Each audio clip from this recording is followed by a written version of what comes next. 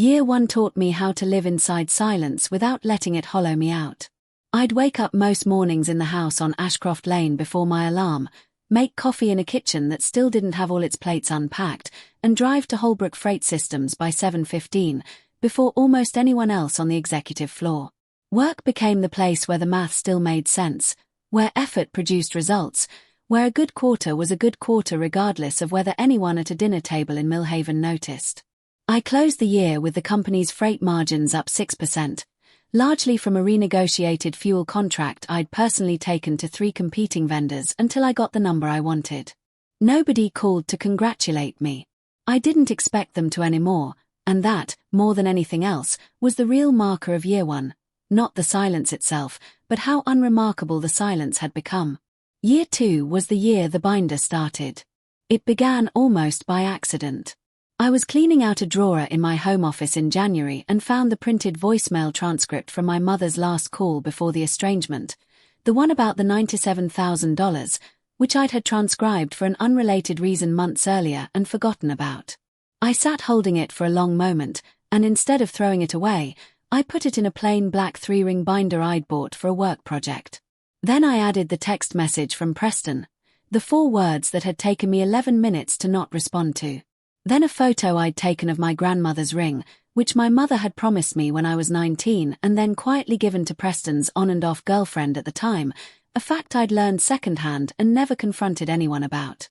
I didn't consciously decide to start documenting my family. I think some part of me, the part that had been doing comparison math since I was 11 years old, simply couldn't stop keeping the ledger, even after I'd stopped expecting anything to balance.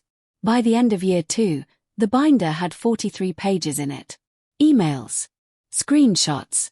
A returned Christmas card, unopened, that I'd mailed to my parents' address in December, and that came back 3 weeks later with no note, just my own handwriting on the envelope and a small red stamp that said return to sender.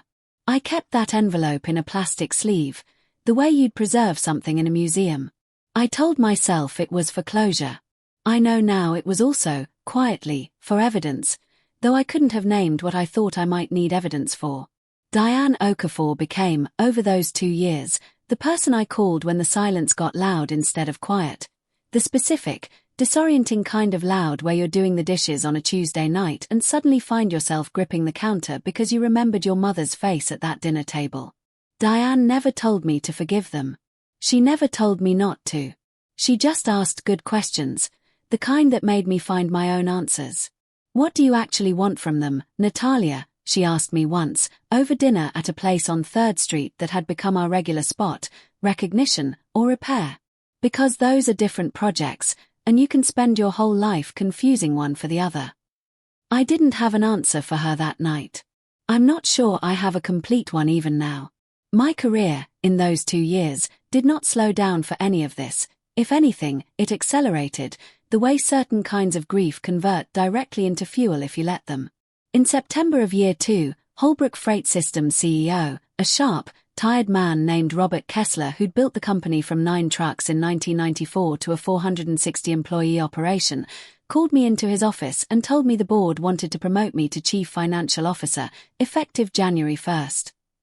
Base salary $210,000. Plus equity vesting over 4 years that our internal valuation put at approximately $600,000 at current company worth, with the expectation that number would climb substantially if the Meridian acquisition, the deal I'd been quietly building the financial case for since March, went through.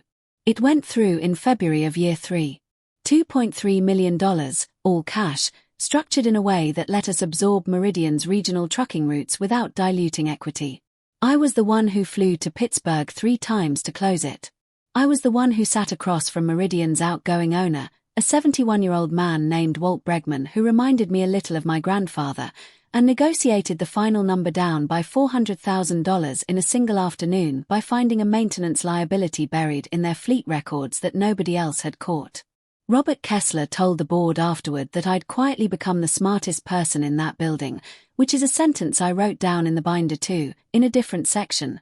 The one, I eventually admitted to myself, that I was keeping not as evidence against my family but as evidence for myself, a record of who I actually was in case I ever needed to remember it on a bad night.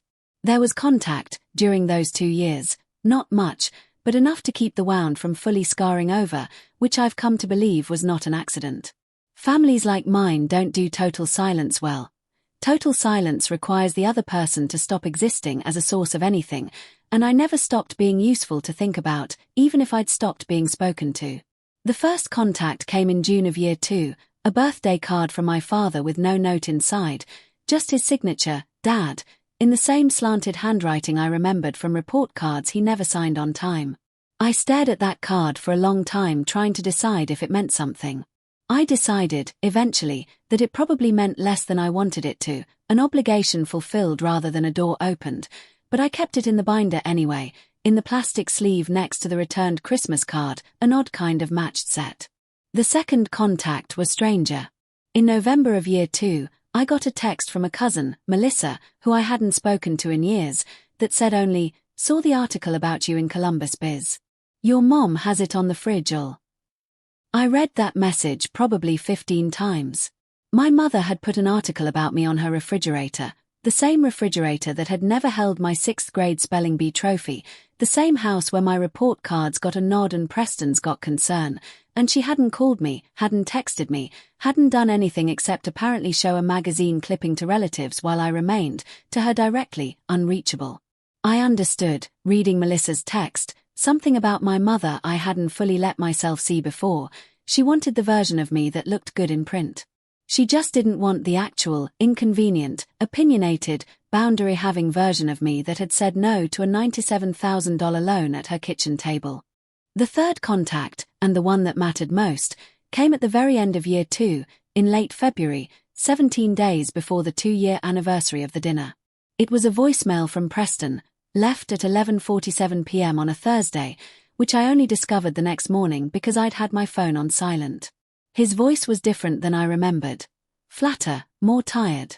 He said the auto detailing franchise had folded 8 months earlier. He said the bank they'd eventually gotten to co-sign, a smaller credit union, at a much higher interest rate, using my parents' house as collateral instead of mine, had sent a notice about missed payments. He said, near the end of the message, in a voice that cracked slightly on the last word, "I'm not asking you for anything, National. I just wanted you to know I get it now. I get why you said no."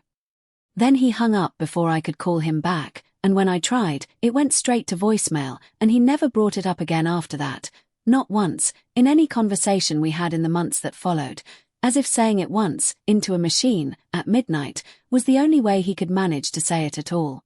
I didn't call my parents about the house. I want to be honest with you about that, because I know some of you watching this might expect a different version of me. A softer one, who hears her brother's voice crack and immediately drives the 2 hours to Mill Haven to fix things. That's not what happened. I sat with that voicemail for 3 days. I told Diane about it over dinner, and she asked me the same question she always asked, "What do you actually want here, Natalia?" And for the first time, I had an honest answer. I wanted to know they were surviving. I didn't yet want to be the one who saved them from the consequences of a choice they'd made without me, using collateral I hadn't put up, after telling me I wasn't really theirs to begin with. I let it sit. I let them handle it. As far as I know, they refinanced through a private lender at a worse rate and kept the house, barely, on their own. By year 3, my life had a shape that would have been unrecognizable to 14-year-old me doing comparison math in a cold bedroom. I had a corner office on the 9th floor of the building on 3rd Street with a view of the Scioto River. I had a title that made people's posture straighten slightly when I introduced myself at industry dinners. I had Diane, who by then I saw most weeks, who'd started introducing me to people as my daughter, more or less, a phrase that undid something tight in my chest every single time I heard it. And I had the binder, which by year 3 had grown to 61 pages and had migrated from a drawer in my home office to a small fireproof lockbox I kept in my bedroom closet, because at some point, without quite admitting it to myself, I'd started treating it like something worth protecting. The seed of what came next was planted in April of year 3, at a fundraising gala for the Columbus Regional Chamber of Commerce, held in a renovated warehouse downtown with exposed brick and string lights and 800 people in cocktail attire. I was there because Holbrook was a sponsor, and Robert Kessler had asked me to say a few words on stage about the Meridian acquisition and what it meant for regional logistics jobs. I hadn't planned to be photographed. I hadn't planned for any of what came after. But a local business journalist named Farah Ibrahim, working a story for the Columbus Dispatch's business section on women reshaping Ohio's logistics industry, took my photo at the podium, mid-sentence, hands slightly raised, and that photo ran 3 weeks later on the front page of the business section, above a headline that read "The Quiet Architect: How Natalia Voss Rebuilt a $400 million Logistics Firm from the Inside." I didn't think much of it beyond ordinary professional pride. I sent the link to Diane. I didn't send it to anyone in Millhaven, and I certainly didn't expect anyone in Millhaven to see it, because as far as I knew, nobody there read the Columbus Dispatch's business section, and my parents had shown, repeatedly, that my professional life wasn't something they went looking for on their own. But my Aunt Rhonda, my mother's younger sister, who lived 40 minutes outside Columbus and did, in fact, read the Dispatch religiously, saw it. And Aunt Rhonda, who had never entirely approved of how my parents treated me, she'd told me as much, quietly, at a cousin's wedding years earlier, apparently mailed the article, physically clipped and folded, to my mother's house in Millhaven with a single handwritten line at the top: "Thought you should see what your daughter's been building without you." I didn't find out about the clipping for another 6 weeks. What I found out about first, in mid-May of year 3, was a Facebook message, not from my mother, not from my father, but from Preston, who by then had quietly deactivated and reactivated his account twice in the years I'd known him to do so whenever he was between things. The message was 3 sentences long. "Mom's been weird since Aunt Rhonda sent her that article about you. She keeps asking Dad how much CFOs make. Just thought you should know." I read that message standing in my kitchen, the same kitchen where, 3 years earlier, I'd been told I was never really theirs. And I felt something I hadn't expected to feel, not warmth, not hope exactly, but a kind of cold, clear recognition, the same stillness that had come over me at that dinner table. I understood, reading Preston's message, that a door was about to open in my family, and I understood, with a certainty that surprised me, that whatever was on the other side of that door was not going to be an apology. It was going to be a request. And for the first time in 3 years, I found myself wanting to know exactly what shape that request would take, and exactly what I was going to be holding in my hands when it arrived. I want to back up, though, because Preston's Facebook message wasn't the only thing happening in my life that spring, and if I only tell you about my family, you'll get a warped sense of what those years actually were. Most days, in year 3, I wasn't thinking about Millhaven at all. Most days, I was thinking about lease renewals and driver retention and a second potential acquisition target. A smaller regional carrier out of Fort Wayne called Brenneman Transit, that Robert Kessler had asked me to start quietly evaluating in March. I spent 11 weeks that spring building a financial model for that deal, staying at the office until 9 or 10 most nights, ordering the same turkey sandwich from the deli on the ground floor so often that the owner, a man named Sal, started having it ready for me before I even reached the counter. There is a version of this story where I tell you my whole life during those years was defined by the silence from my parents, and that version would be a lie. Mostly, my life was defined by work I was good at, by Diane's steady, undemanding presence, and by a slow, deliberate rebuilding of a self that didn't need Millhaven's approval to feel complete. I drove back to Millhaven on July 16th, a Sunday, almost exactly 2 weeks after I'd told my father I'd think about seeing them. I want to be honest with you about what that drive felt like, because it wasn't what I expected. I thought I'd feel nervous, maybe even a little hopeful in some small, embarrassing way. Instead I felt mostly calm, the same clear stillness I'd felt walking out of that kitchen 3 years earlier, except now it wasn't grief holding me together, it was preparation. I'd learned, by 34, that calm wasn't the absence of feeling. It was what feeling looked like once you'd done enough work on yourself that it no longer had the power to knock you over. My mother had the house looking different than I remembered. New curtains in the front room, a fresh coat of paint on the porch railing, small things that told me she'd been anticipating this visit for longer than 2 weeks.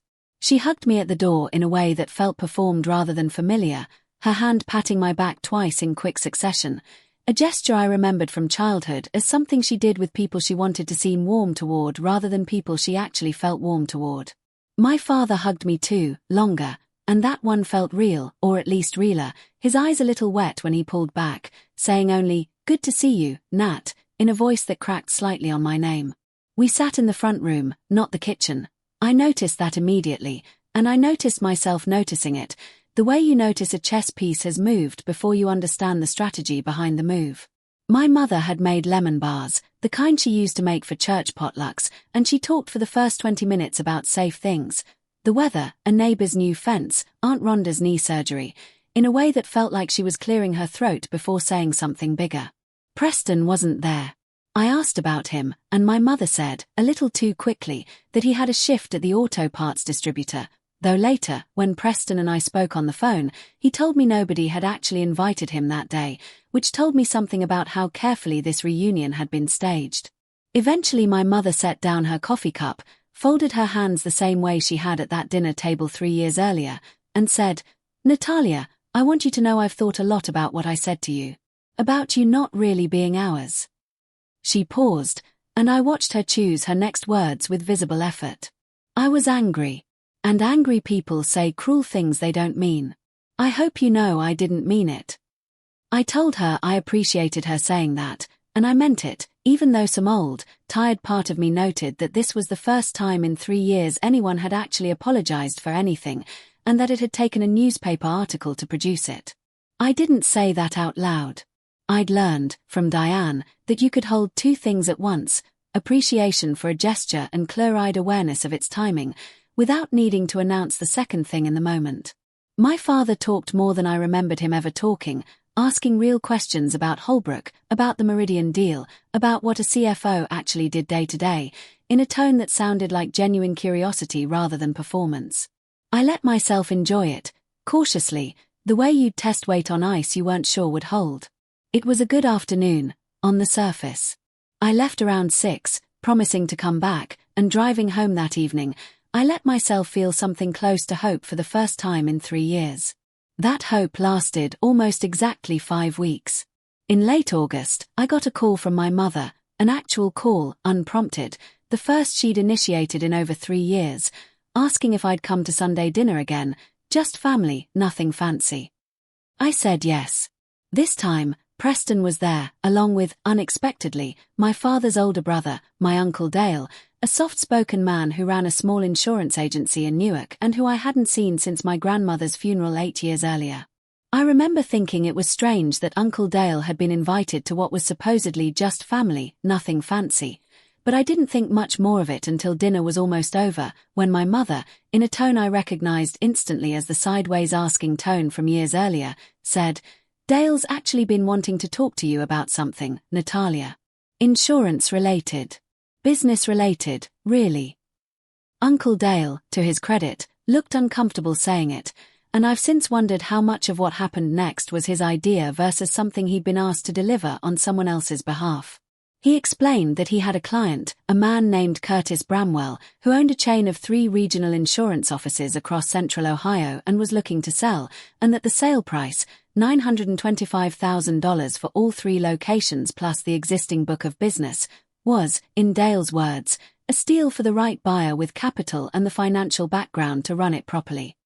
He said Preston had always been good with people and could manage the client-facing side, and that what they needed was someone with my financial expertise to structure the purchase, potentially even to be a majority investor, given that Preston, as everyone at the table already knew, didn't have anything close to that kind of capital or credit history.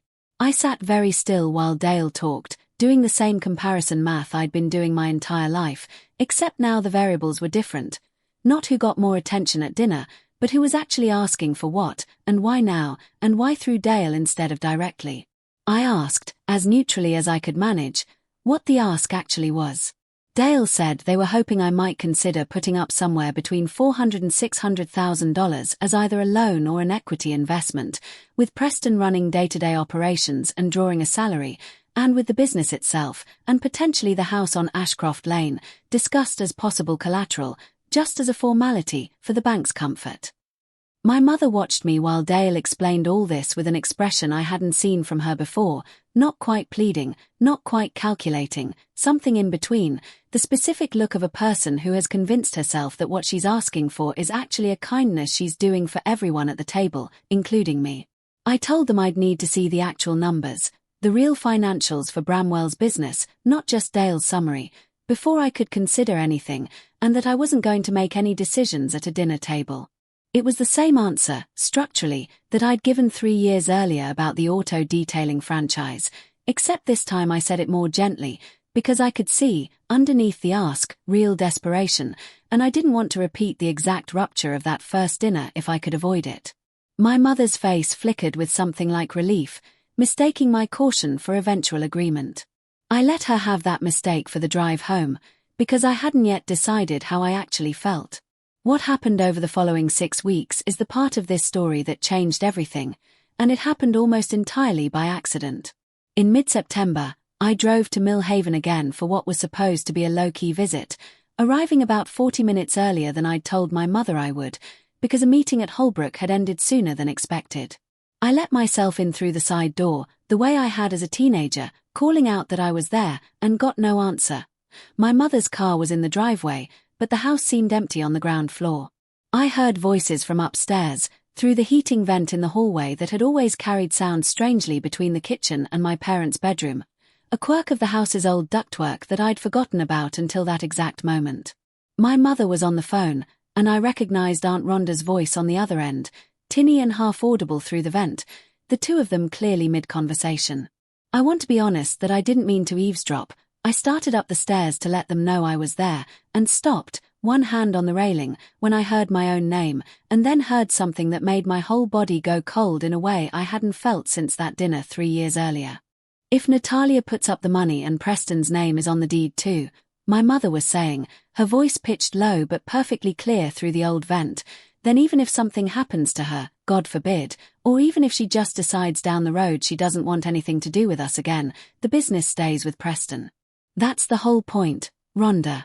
We can't keep depending on her being in a generous mood. We need something that's actually ours, not just something she's letting us borrow.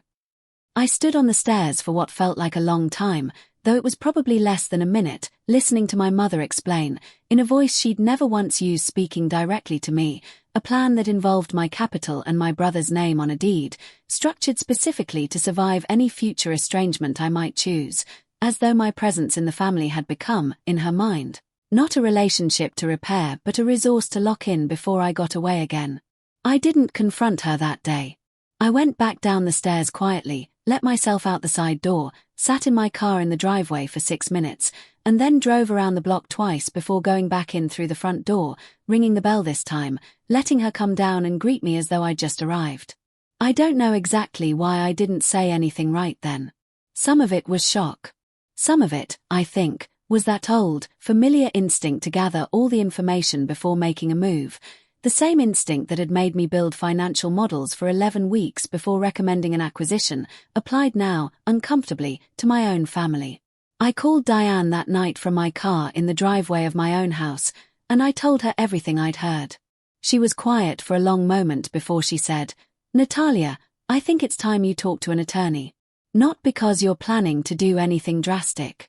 Because you deserve to understand your actual position before anyone else tries to define it for you." I met with an attorney named Priya Chandrasekharan 2 weeks later, in her office on the 14th floor of a building overlooking the Scioto River, not far from my own office at Holbrook. She specialized in family business and estate structuring, and I spent 90 minutes laying out the whole situation. The estrangement, the reconnect ion, the insurance business proposal, and finally, the conversation I'd overheard through the vent.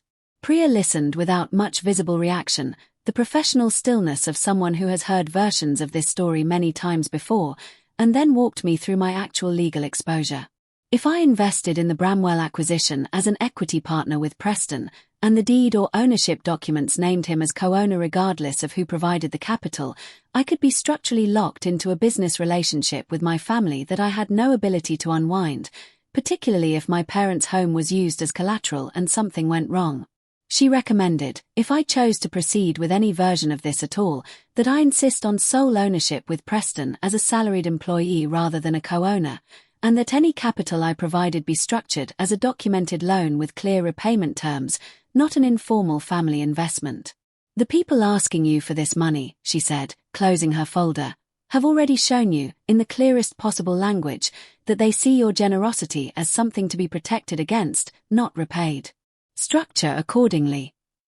I left Priya's office with a folder of my own, draft loan terms, a proposed ownership structure, language I could bring back to my family if I decided to move forward at all.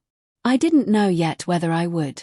But for the first time in this entire process, I felt like I was walking into whatever came next with my eyes fully open, rather than hoping, the way I had at 19 and at 25 and even, if I'm honest, 5 weeks earlier at that reunion dinner, that this time might simply be different because I wanted it to be. The final piece fell into place on October 4th, a Saturday, when my mother called and asked if she and my father could come stay with me in Bexley for the weekend, just to see your place and talk through the business stuff in person, where it's quieter. I agreed, mostly out of curiosity about what talking through the business stuff in person would actually look like once they were standing inside my own house rather than sitting at their kitchen table with home field advantage.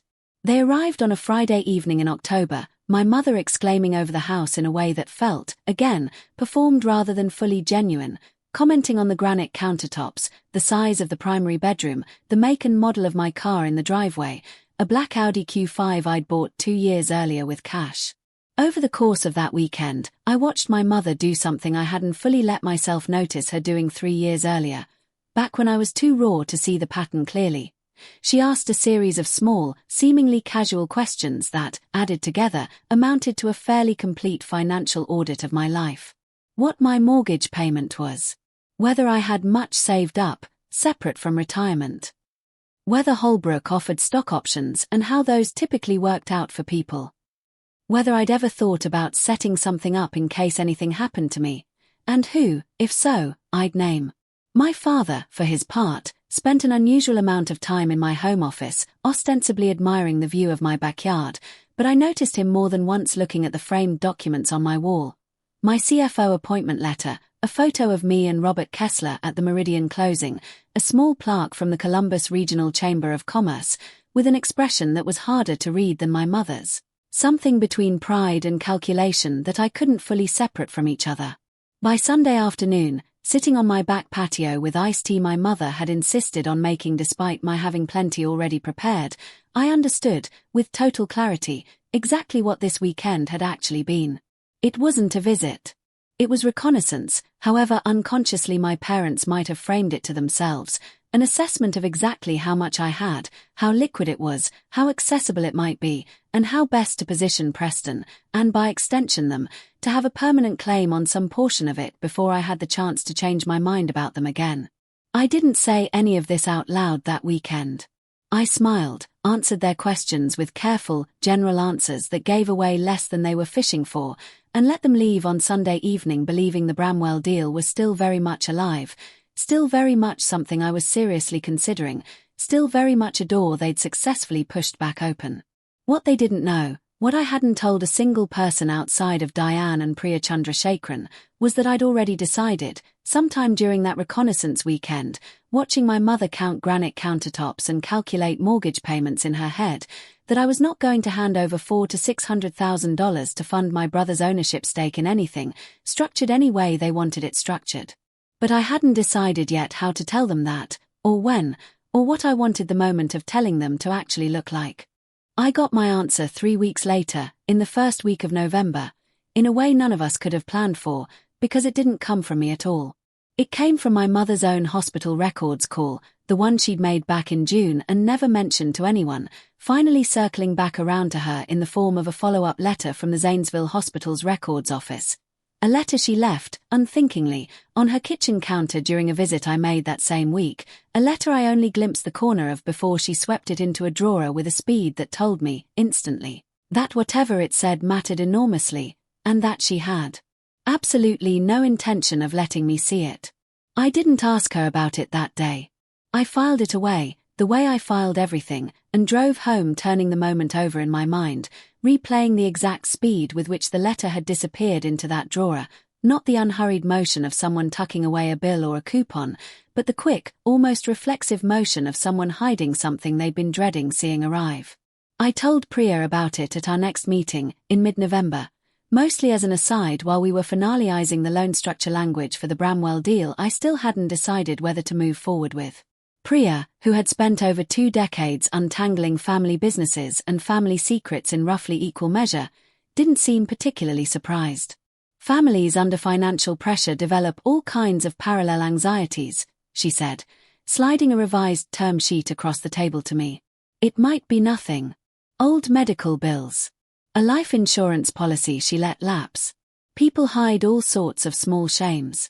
I wouldn't build a theory around one letter in a drawer, Natalia. Build your theory around what you can actually verify. I took her advice, mostly. I didn't build a theory. But I did notice, over the following weeks, a series of small behavioral shifts in my mother that, individually, might have meant nothing, but that together started to form a pattern I couldn't quite ignore. She called more often than she had in the months prior, but the calls felt strange, shorter than they used to be, punctuated by long pauses, as though she kept almost saying something and then pulling back at the last second. Twice, she asked me questions that seemed to come from nowhere, disconnected from whatever we'd actually been talking about. Once asking, apropos of a conversation about Thanksgiving plans, whether I'd ever had my full medical history taken down anywhere, and once asking, in the middle of a call about Preston's new apartment, whether I still had the same blood type I'd had as a kid. A question so oddly specific that I actually laughed out loud before realizing she wasn't joking. I didn't yet connect these questions to the Zanesville hospital letter. I assumed, if I thought about it at all, that she was circling around some late-life health scare of her own that she wasn't ready to discuss, the kind of oblique deflection I'd watched her do my entire childhood whenever something felt too vulnerable to say directly. It didn't occur to me, not once during those weeks, that the questions were about me, about origins rather than futures, about a fact she'd apparently spent 34 years not fully letting herself know, now suddenly, uncomfortably, undeniable. Preston, meanwhile, had become an unexpected ally in all of this, in a way that surprised both of us. We'd started talking more regularly since that 20-minute call back in June, and by late November, we were speaking almost every week, mostly about ordinary things. His new job, a woman he'd started seeing named Grace who worked at the same distributor, my work at Holbrook, which he asked about with what seemed like genuine curiosity rather than the old, resentful comparison I remembered from our childhood. During one of those calls, in early December, I asked him, carefully, whether he'd noticed anything strange about their mother lately. He was quiet for a moment, and then said, "Actually, yeah. She's been acting weird for months.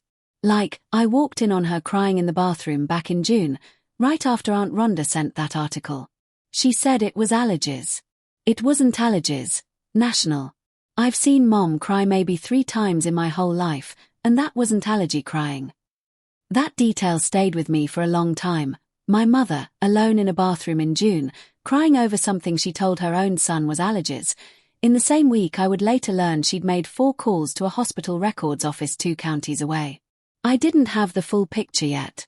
But the pieces were beginning to assemble themselves into a shape I couldn't quite name, and I found myself, for the first time since this whole reconnect began, more curious about what my mother was hiding than about whether or not I was going to fund my brother's insurance business.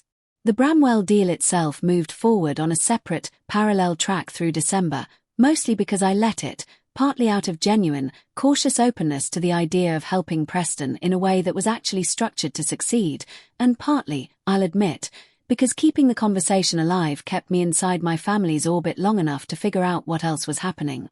I had 2 more meetings with Uncle Dale, who provided increasingly detailed financials on Curtis Bramwell's insurance offices. Real numbers this time, verified by Priya's forensic review, which showed the business was solid but over-leveraged, the $925,000 asking price fair but not generous.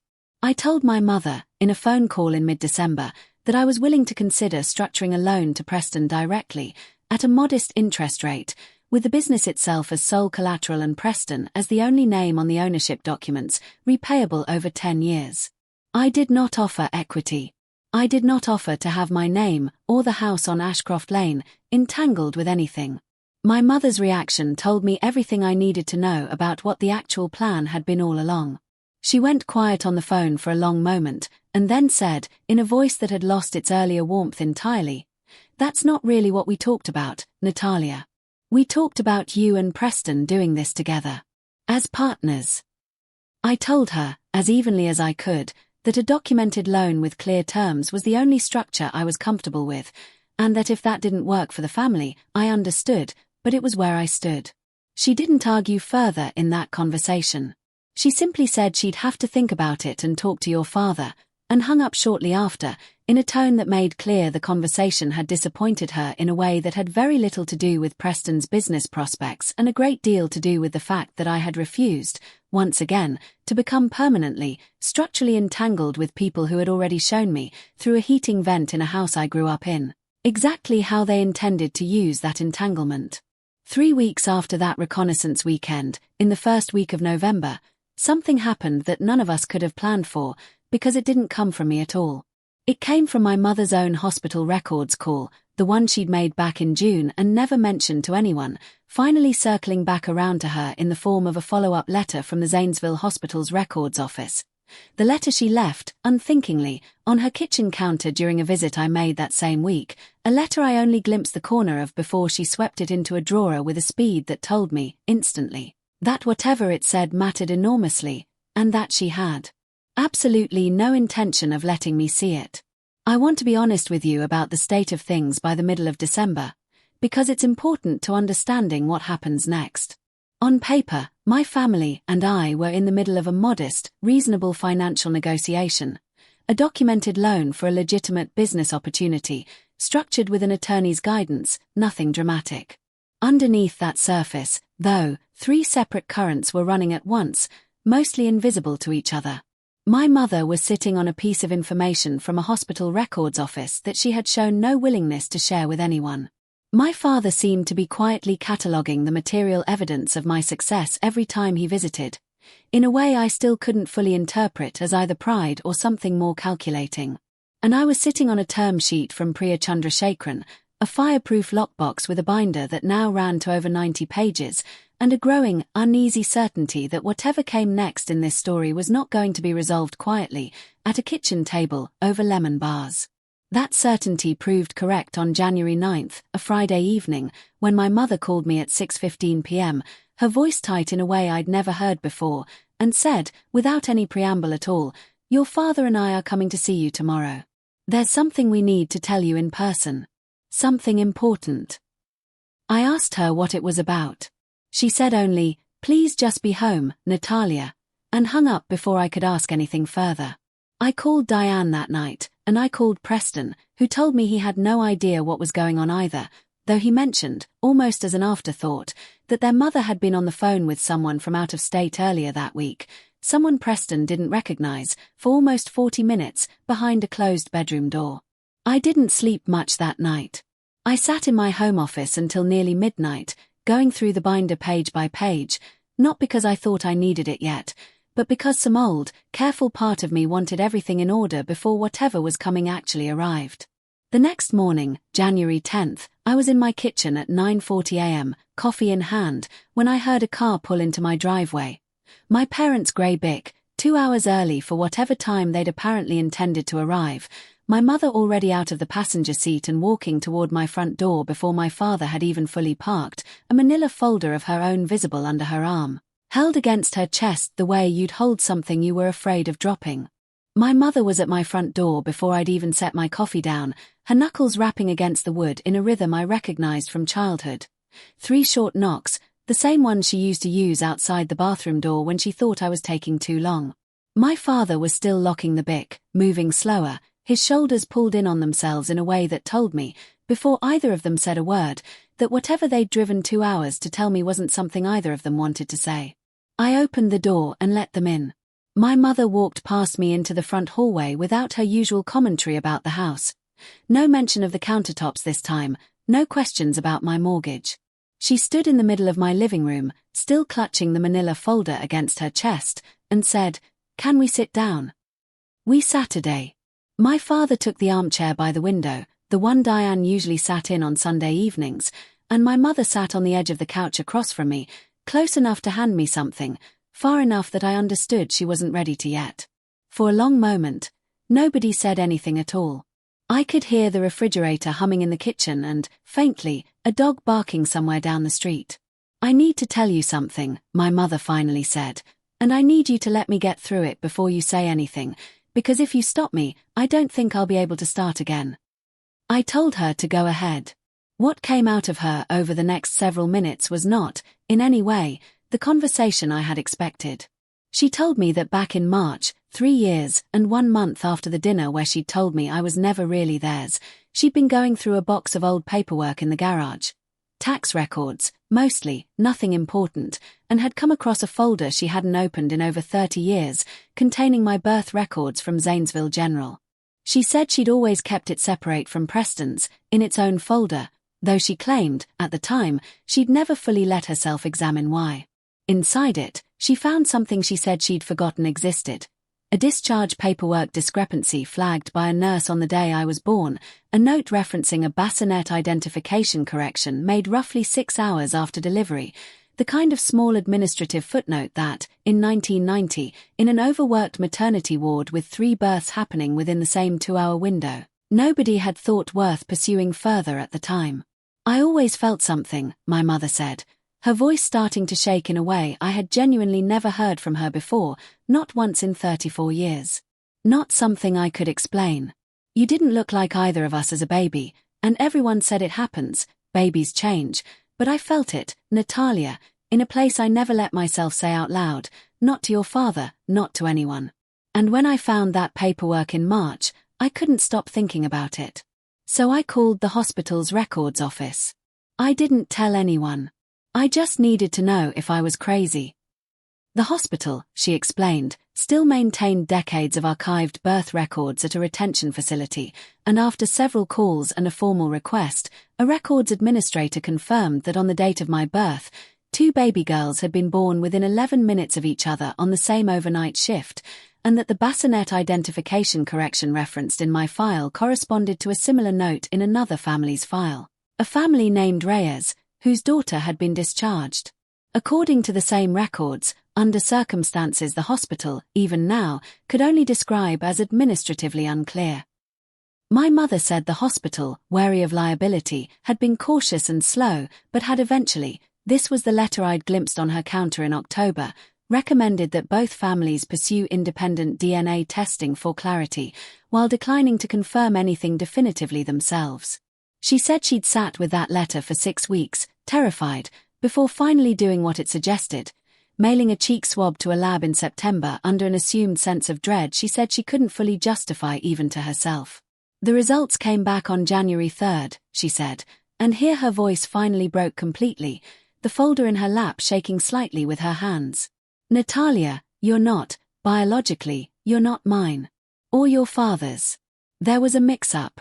There's a woman named Elena Reyes, in Cincinnati, who is 59 years old, who has spent your whole life raising a daughter named Marisol who isn't hers either. You and Marisol were switched at birth." I sat completely still. I want to tell you honestly that in that moment, sitting in my own living room, hearing this from my mother's shaking voice, I felt something crack open in me that had nothing to do with betrayal and everything to do with a strange, vertiginous recognition.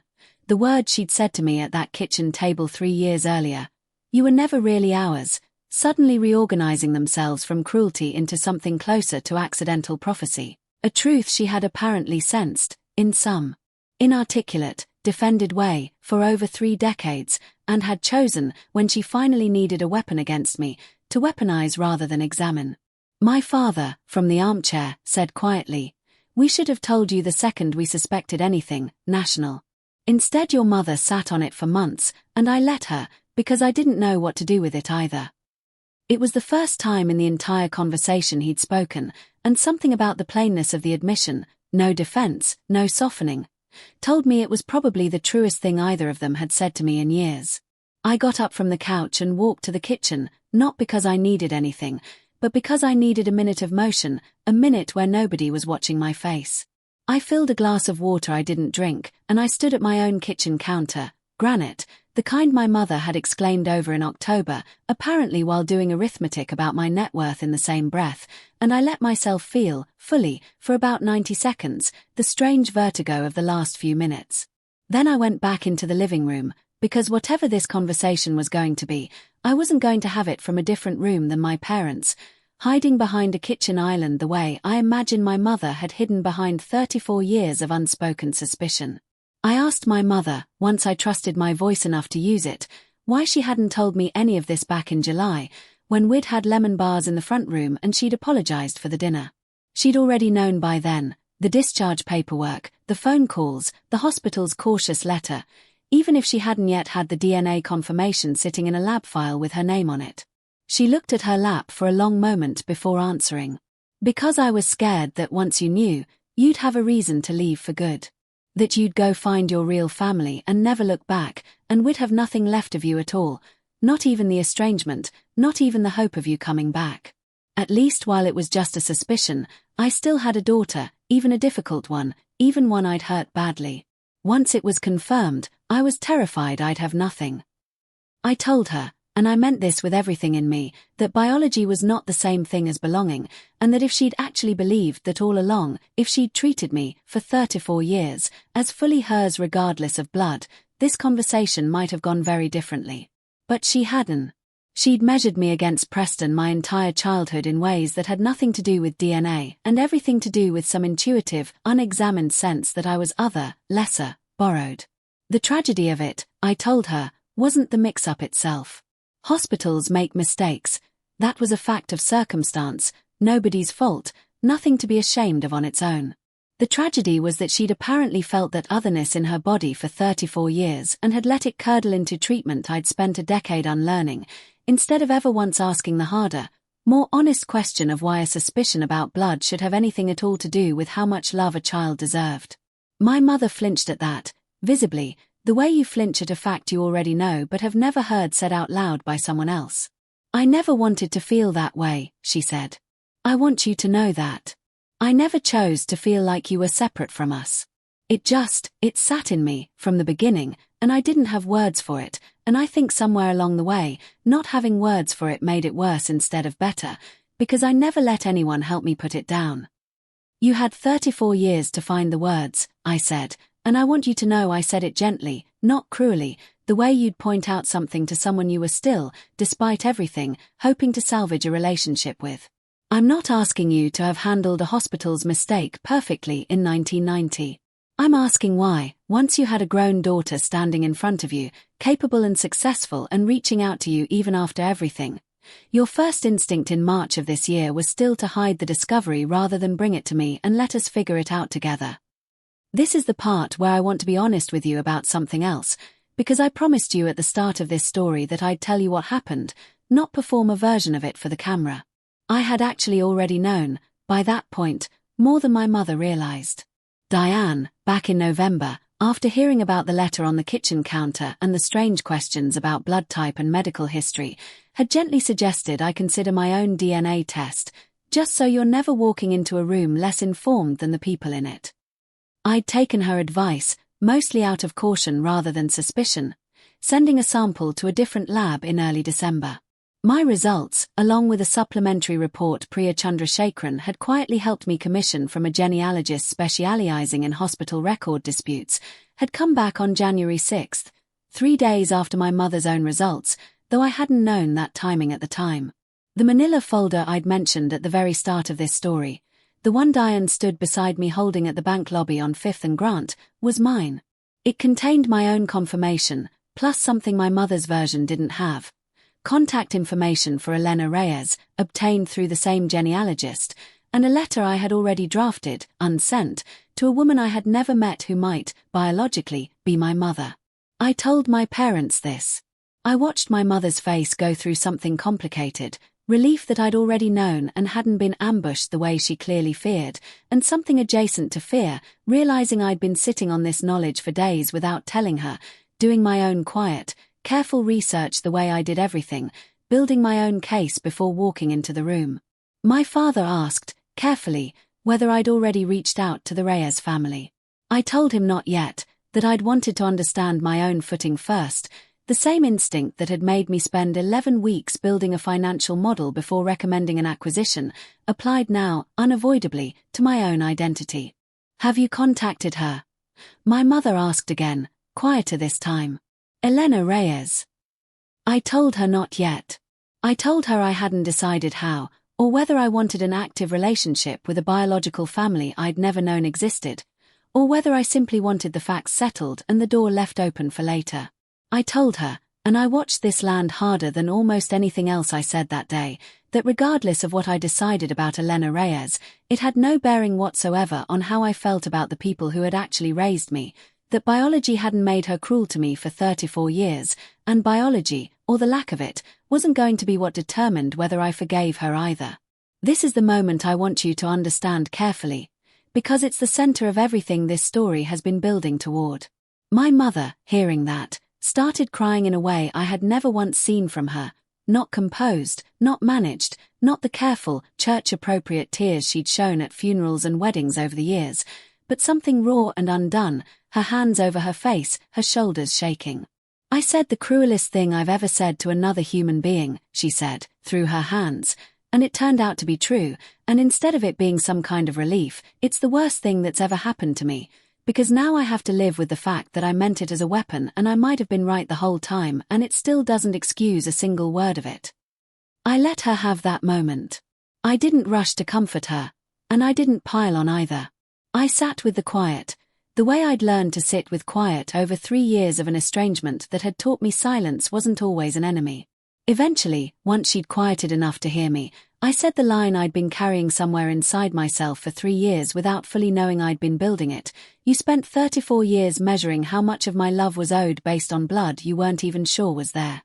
And somewhere out there, a woman named Elena Reyes was measuring her own daughter the exact same way, against the exact same uncertainty, and neither of you ever once stopped to ask whether the measuring itself was the mistake, blood or no blood. My father, from the armchair, said nothing for a long moment, and then, quietly, "She's right, Carol." It was the first time in my entire life I remembered him taking my side against my mother in the same room, without hedging, without softening it into something smaller, and I watched my mother absorb that small, seismic shift with an expression that told me she felt it too. The ground under 34 years of a particular marital alliance moving, even slightly, for the first time. I want to tell you what happened next, because it wasn't the dramatic reckoning you might be expecting from everything I've described so far. There was no shouting. Nobody stormed out. My mother asked, eventually, in a small voice, what this meant for the family going forward. For Christmas, for holidays, for whether Preston would still consider me his sister, a question that broke something loose in me because I understood, hearing it, that even now, in the middle of the most seismic revelation of both our lives, her first instinct was still fear of losing the version of family she'd built, rather than curiosity about the actual person sitting across from her. I told her that whether or not I shared blood with Preston had never, in my entire life, been the reason I loved him. I'd loved him, imperfectly and complicatedly, since we were children, blood or not, and that fact hadn't changed in the slightest since January 6th. I told her the same was true of my father.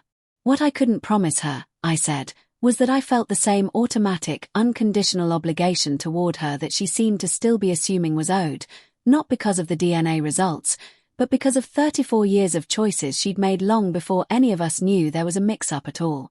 My mother nodded slowly at that, and I watched her absorb it not as an argument to win, for once, but as something closer to a verdict she'd been quietly expecting, maybe for months, maybe for years. We sat together for almost 2 more hours that day, longer than any conversation the three of us had had in a decade, moving in and out of practical questions. What the hospital's legal exposure might be, whether Elena Reyes's family had any interest in pursuing action against Zanesville General, whether Preston even needed to know yet, or whether that conversation could wait until I'd had more time to sit with it myself. My mother, near the end, asked if she could hug me before they drove back to Millhaven, and I let her, and it was, for the first time in longer than I could remember, not performed, her hand not patting twice in quick succession the way it always had, but staying, resting against my back, still, for almost a full minute. We didn't resolve the Bramwell deal that day, though it resolved itself naturally over the following weeks. I extended Preston the documented loan Priya and I had structured months earlier, $400,000 at a modest interest rate, sole ownership in his name, 10-year repayment terms, no equity claim of my own, no entanglement with my home or my assets.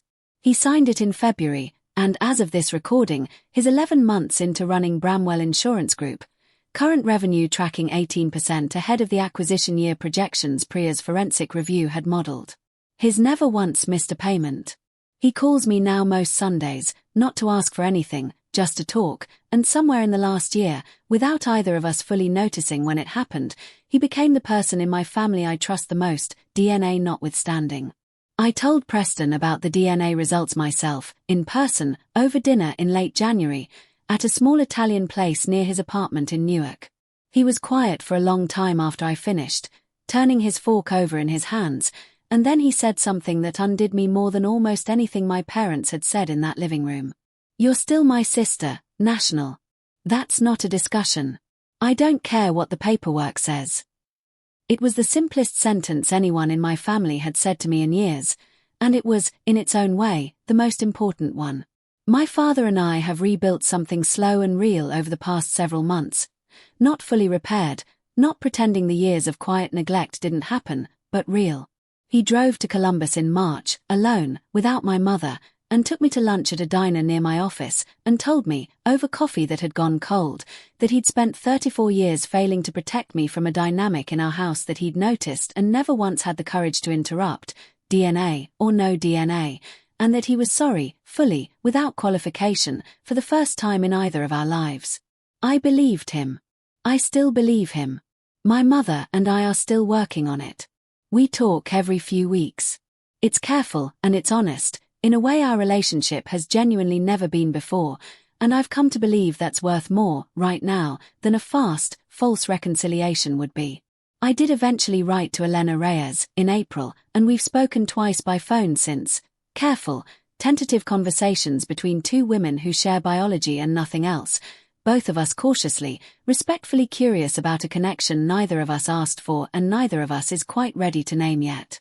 Marisol, the woman raised as her daughter, reached out to me herself in May, and we've exchanged a handful of messages. Two strangers holding the strangest possible kinship, figuring out, slowly, what if anything we want to build.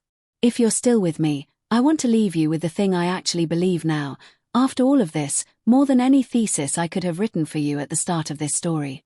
Family, I've come to understand, was never actually about blood in my house, even though my mother, for 34 years, believed it was. It was about who chose to see me clearly and stayed anyway. Diane Okafor, who shares not a single strand of DNA with me, is more my mother in the ways that matter than anyone else who's held that title in my life, and I don't say that to diminish Carol Voss. I say it because I think, somewhere underneath all the fear and all the cruelty, she's finally starting to understand it too. Blood didn't make my childhood painful. Fear did. And blood, it turns out, was never going to be the thing that healed it either. Choice was. It always was. If this story meant something to you, I want you to do 3 things before you go. Subscribe, so you don't miss the next one, because I promise you, there are more of these stories in me than I ever expected. Comment below and tell me what part of this hit you hardest. Was it the dinner table, the vent, the folder, or something else entirely? Because I read every single one of them, and they matter to me more than you probably realize. And share this with someone who needs to hear, today, that the family you build can matter just as much as the one you were born into, whether or not, in the end, you were actually born into it at all. I'm Natalia. Thank you for sitting with me through this one. I'll see you in the next story. Have you contacted her? My mother asked again, quieter this time. Elena Reyes. I told her not yet. I told her I hadn't decided how, or whether I wanted an active relationship with a biological family I'd never known existed, or whether I simply wanted the facts settled and the door left open for later. I told her, and I watched this land harder than almost anything else I said that day, that regardless of what I decided about Elena Reyes, it had no bearing whatsoever on how I felt about the people who had actually raised me, that biology hadn't made her cruel to me for 34 years, and biology, or the lack of it, wasn't going to be what determined whether I forgave her either. This is the moment I want you to understand carefully, because it's the center of everything this story has been building toward. My mother, hearing that, started crying in a way I had never once seen from her, not composed, not managed, not the careful, church-appropriate tears she'd shown at funerals and weddings over the years, but something raw and undone, her hands over her face, her shoulders shaking. "I said the cruelest thing I've ever said to another human being," she said, through her hands. And it turned out to be true, and instead of it being some kind of relief, it's the worst thing that's ever happened to me, because now I have to live with the fact that I meant it as a weapon and I might have been right the whole time, and it still doesn't excuse a single word of it. I let her have that moment. I didn't rush to comfort her, and I didn't pile on either. I sat with the quiet, the way I'd learned to sit with quiet over 3 years of an estrangement that had taught me silence wasn't always an enemy. Eventually, once she'd quieted enough to hear me, I said the line I'd been carrying somewhere inside myself for 3 years without fully knowing I'd been building it. "You spent 34 years measuring how much of my love was owed based on blood you weren't even sure was there. And somewhere out there, a woman named Elena Reyes was measuring her own daughter the exact same way, against the exact same uncertainty, and neither of you ever once stopped to ask whether the measuring itself was the mistake, blood or no blood." My father, from the armchair, said nothing for a long moment, and then, quietly, "She's right, Carol." It was the first time in my entire life I remembered him taking my side against my mother in the same room, without hedging, without softening it into something smaller, and I watched my mother absorb that small, seismic shift with an expression that told me she felt it too. The ground under 34 years of a particular marital alliance moving, even slightly, for the first time. I want to tell you what happened next, because it wasn't the dramatic reckoning you might be expecting from everything I've described so far. There was no shouting. Nobody stormed out. My mother asked, eventually, in a small voice, what this meant for the family going forward. For Christmas, for holidays, for whether Preston would still consider me his sister, a question that broke something loose in me because I understood, hearing it, that even now, in the middle of the most seismic revelation of both our lives, her first instinct was still fear of losing the version of family she'd built, rather than curiosity about the actual person sitting across from her. I told her that whether or not I shared blood with Preston had never, in my entire life, been the reason I loved him. I'd loved him, imperfectly and complicatedly, since we were children, blood or not, and that fact hadn't changed in the slightest since January 6th. I told her the same was true of my father. What I couldn't promise her, I said, was that I felt the same automatic, unconditional obligation toward her that she seemed to still be assuming was owed, not because of the DNA results, but because of 34 years of choices she'd made long before any of us knew there was a mix-up at all. My mother nodded slowly at that, and I watched her absorb it not as an argument to win, for once, but as something closer to a verdict she'd been quietly expecting, maybe for months, maybe for years. We sat together for almost 2 more hours that day, longer than any conversation the 3 of us had had in a decade, moving in and out of practical questions. What the hospital's legal exposure might be, whether Elena Reyes's family had any interest in pursuing action against Zanesville General, whether Preston even needed to know yet, or whether that conversation could wait until I'd had more time to sit with it myself. My mother, near the end, asked if she could hug me before they drove back to Millhaven, and I let her, and it was, for the first time in longer than I could remember, not performed, her hand not patting twice in quick succession the way it always had, but staying, resting against my back, still, for almost a full minute. We didn't resolve the Bramwell deal that day, though it resolved itself naturally over the following weeks. I extended Preston the documented loan Priya and I had structured months earlier, $400,000 at a modest interest rate, sole ownership in his name, 10-year repayment terms, no equity claim of my own, no entanglement with my home or my assets. He signed it in February, and as of this recording, he's 11 months into running Bramwell Insurance Group. Current revenue tracking 18% ahead of the acquisition year projections Priya's forensic review had modeled. He's never once missed a payment. He calls me now most Sundays, not to ask for anything, just to talk, and somewhere in the last year, without either of us fully noticing when it happened, he became the person in my family I trust the most, DNA notwithstanding. I told Preston about the DNA results myself, in person, over dinner in late January, at a small Italian place near his apartment in Newark. He was quiet for a long time after I finished, turning his fork over in his hands, and then he said something that undid me more than almost anything my parents had said in that living room. "You're still my sister, National. That's not a discussion. I don't care what the paperwork says." It was the simplest sentence anyone in my family had said to me in years, And it was, in its own way, the most important one. My father and I have rebuilt something slow and real over the past several months. Not fully repaired, not pretending the years of quiet neglect didn't happen, but real.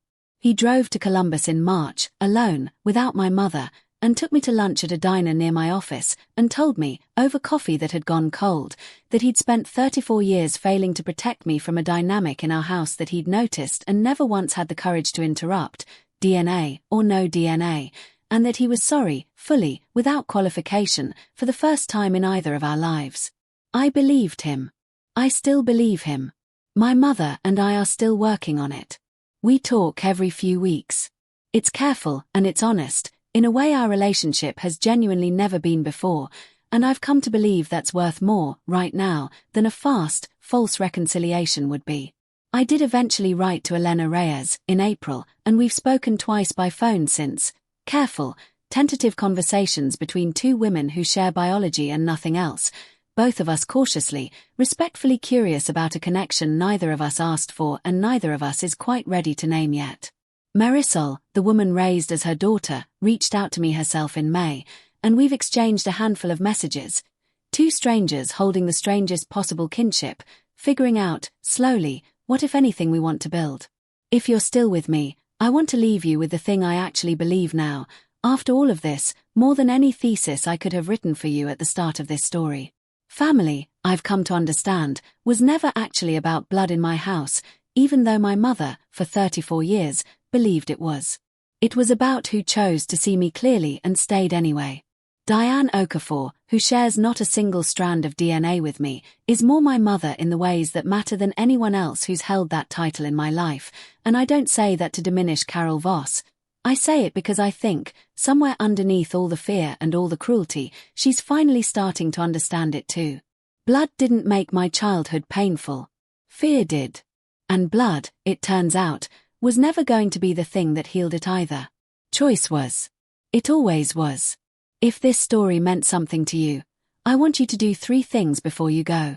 Subscribe, so you don't miss the next one, because I promise you, there are more of these stories in me than I ever expected. Comment below and tell me what part of this hit you hardest. Was it the dinner table, the vent, the folder, or something else entirely? Because I read every single one of them, and they matter to me more than you probably realize. And share this with someone who needs to hear, today, that the family you build can matter just as much as the one you were born into, whether or not, in the end, you were actually born into it at all. I'm Natalia. Thank you for sitting with me through this one. I'll see you in the next story.